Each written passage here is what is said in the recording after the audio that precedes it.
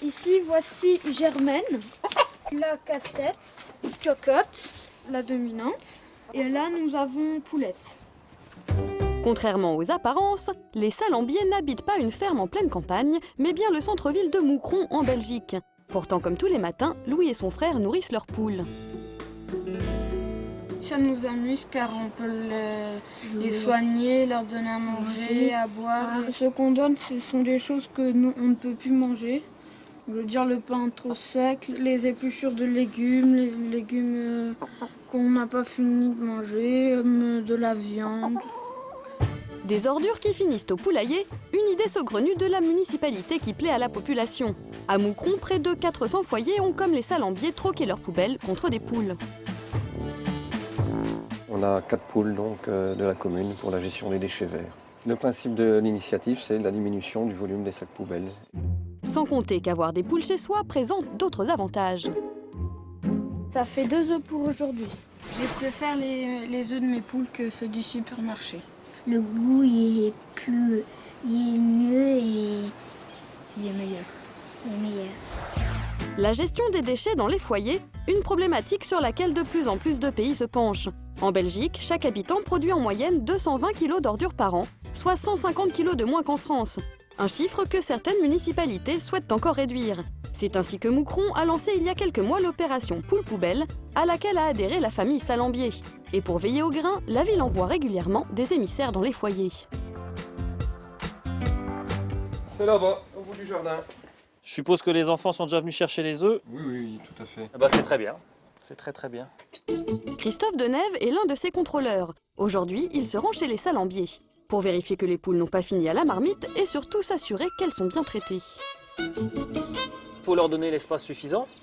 Donc on estime qu'il faut à peu près un petit 2 mètres carrés par animal, ce qui est le cas ici. On donne 2 poules par famille.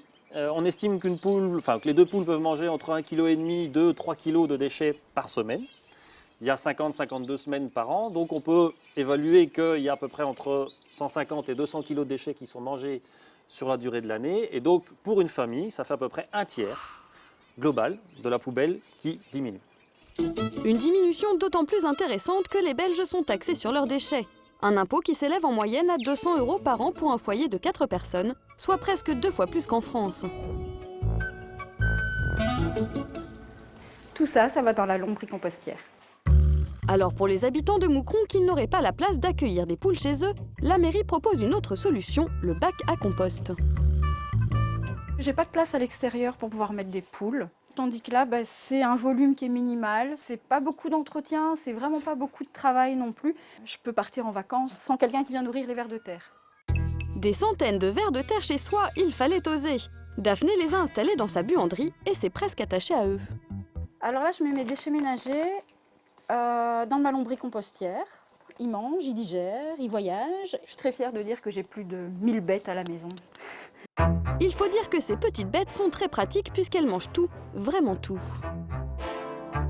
Ce qui est très chouette avec les lombrics, c'est qu'ils ne mangent pas que des déchets verts.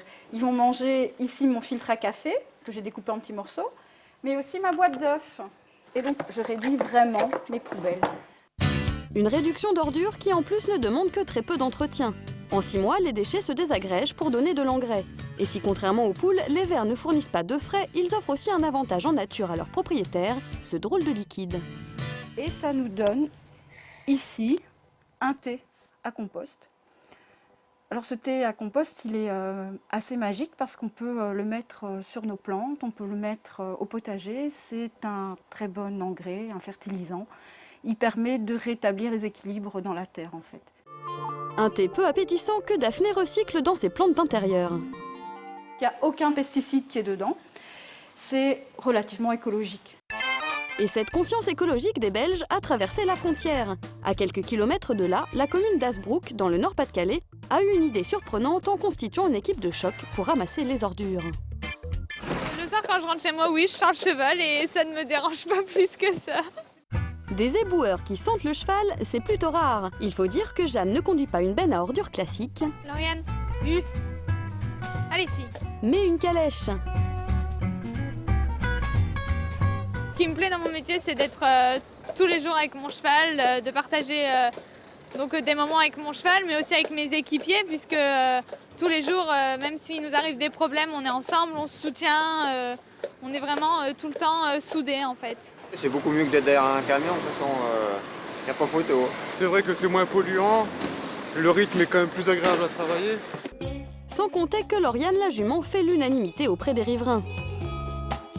Ça sent moins mauvais qu'un camion déboueur qu'on voit banalement dans les rues, je veux dire. J'aime bien les animaux, donc je préfère ça qu'un camion. Les poubelles sont ramassées aussi régulièrement. Moi, je crois que c'est pas une perte de temps d'utiliser un cheval. Je pensais pas que ça pouvait exister, une benne à ordures tirée par un cheval. C'est sympa de voir ça, quoi. Je pensais que c'était une plaisanterie, quoi, à la base. Lancée il y a un an, l'opération affiche aujourd'hui d'excellents résultats, comme le confirme Loïc Coutel, à l'origine du projet. Le bilan environnemental est extrêmement positif. Cela représente environ 13 000 litres de pétrole économisés par an. Cela représente 6 500 heures de travail supplémentaires. Quelque part, on crée de l'emploi avec un système qui est en plus vertueux d'un point de vue environnemental. Des bénéfices écologiques et économiques, mais pas seulement. La plus grande surprise avec cette expérimentation, c'est son caractère social.